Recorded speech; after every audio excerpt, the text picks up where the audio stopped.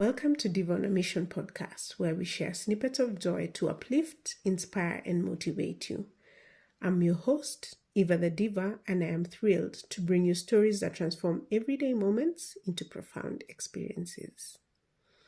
Today's episode is about leverage. For me, I was considering how our lives are profoundly more advantageous than the lives of our great-grandparents because of improved access to education, to healthcare, to technology, to, societal rights and privileges. And I wanted to look at it now. At the macro level, how we are leveraging choice in Africa and how that has a profound effect, often double-edged implications for women at a personal level. So this impact varies greatly by location, class, education, the rural-urban divide, but there are key trends. So I wanted to kind of look at those and share those. And hopefully, if your experience is different, I would love to hear from you. You can send us an email at doampodcast@gmail.com. Follow us on TikTok at doampod, or subscribe to our YouTube channel and share your comments with us. So I wanted to explore how we are leveraging all these advantages of life and how these really manifest. Are they really an advantage, or do they kind of provide a double-edged sword situation in our daily lives? So let's look at money, like the expanded economic choice and agency that women are told that we have right now, right? How does this manifest in everyday life? We have now in Kenya and many parts of Africa, digital finance and entrepreneurship, where you have mobile money. In Kenya, we have M-Pesa. Most banks have a mobile money option. There are also mobile loans. There are many fintech apps that have given women, especially in informal sectors and rural areas, direct control over income and savings. This economic agency is foundational, allowing choice about household spending, children's education, and personal investment. Right? There's that advantage. There's also cross-border trade. So for women who dominate in informal cross-border trade, the promise of simplified tariffs and procedures under that trade could reduce harassment, increase profits, and formalize their businesses, granting greater economic security and growth potential. We also have platform work and the gig economy, which has allowed, which is the rise of digital platforms which offer new flexible income avenues in e-commerce, ride-hailing, freelancing services. Though often they come without the protections of formal employment, but they offer still that option that I can work from home. I don't have to necessarily go to an office. I can, if I have a laptop, a computer, I can, or even a car, I can work from where I need to be and not have to check into an office every day to get paid, to get income, all of that. We also have the transformed social and personal choice, right? So how does this impact our social and personal lives? We have delayed marriage and childbearing. These increased educational and economic opportunities for women are leading more women to choose to marry later, have fewer children, and this is shifting our demographics quite a bit. We also have reimagined family structures. Economic independence allows some women to make choices about leaving abusive relationships, challenging polygamous arrangements, or choosing to be single mothers, options that were socially or economically impossible before. We also have access to information. Smartphones and social media provide women with information about health, rights, legal recourse, and support networks, empowering more informed personal decisions. How do we navigate these constraints based on the choices we have, right? We have the double burden, where while new opportunities arise, the entrenched expectation that women remain primary caregivers creates a double burden. A woman may choose to run a tech startup, but she still faces the uncompensated choice of managing all household labor. I remember this discussion coming up in social media last year or the year before, where women who run their own households were pretty exhausted because even though you have house help at home, you still got the questions, you still got the decision making. And now women are challenging each other to hire house help that were competent to make certain decisions within the household. So that, if, say, for example, I'm a mother who has employed a house help at home, and I have to be at the office or away from the home working.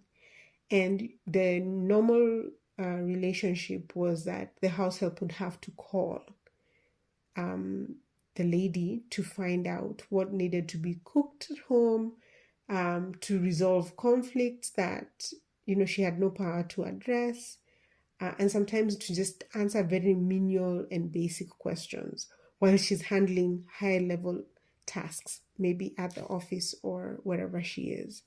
And so because women were complaining about the double burden of that task, they were looking for a way to hire help that was more competent, that could make decisions at home when the lady of the house is not there.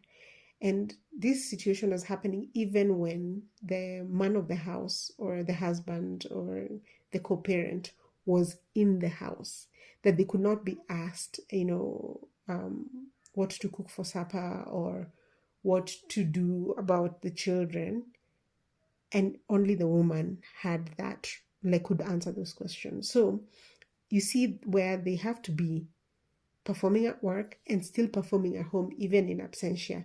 And even when you have a present co-parent who's a man in the household or more accessible, the burden of solving these issues as they come up was still left to the woman. And so women have that double burden, and we are looking for ways to shift that so that we are not, burnt out or having to multitask, usually to our detriment, by having to make decisions both in the office and in the home. We also have the digital divide. Women are 37% less likely than men to use mobile internet in sub-Saharan Africa. This gap limits the ability to leverage the very technologies, online banking, e-commerce, information apps that expand choice. However, this is constantly improving, right? We also have unsafe public spaces. Physical and sexual harassment in public transport, markets, and even digital spaces can severely constrain women's freedom of movement and participation, limiting their choices of where to work, study, or socialize. And I was seeing something on social media the other day, and this was touting the Japanese society for being ahead, right? They were talking about how advanced life in Japan is, how advanced the technology is, how their systems are so efficient, how clean their cities are. But then there's such a uh, high sexual assault. The rate of sexual assault are so high that women have women only trains or cabins on trains to kind of limit the number of women being sexually assaulted on public spaces. And for me, this was kind of like a wake up call that societies can go so far to fix all these issues, but then we are unable to police or provide spaces where women feel safe from sexual harassment or physical abuse. Right? Japan has done all this work to improve the environment for its people, transportation for its people, technology for its people, all this, but then they are not able to provide women with safe transportation when it is in a mixed group, that they have to have women only cabins on trains to reduce the chances of sexual and physical abuse. Yeah, that was kind of heartbreaking. We also have legal and institutional barriers. In many countries, laws regarding inheritance, property ownership, and even the right to open a bank account without her husband's permission still limit women's economic choices. While there are continental protocols still being implemented, this is still an ongoing issue. We have also the cultural reclamation and identity choice. Say, for example, fashion and beauty. The global rise of Afrocentric fashion and natural hair movements represents a personal choice by millions of African women to embrace cultural aesthetics, pushing back against Eurocentric standards and building self-worth and innovating new industries that serve them. We also have voice and representation. The success of female authors, filmmakers, and musicians provides role models and narratives that validate a wider spectrum of life choices for women. We have the agency, bargain, and risk. How do, like the negotiation within the household, women often strategically use their increased economic contribution to negotiate for greater autonomy in decision making. For example, about children's health, family planning, or even the use of resources, a process scholars call bargaining within the household. We also have heightened risk of backlash. A woman's choice to step outside traditional roles can lead to social stigma, marital conflict, or even violence. Leveraging new choices often requires navigating significant personal risk. So, summarizing this, the continental leveraging of choice creates a dynamic and uneven landscape for women. Yes, it provides new tools, technology, legal frameworks, cultural narratives for personal autonomy. It opens new pathways for education, income, and political participation.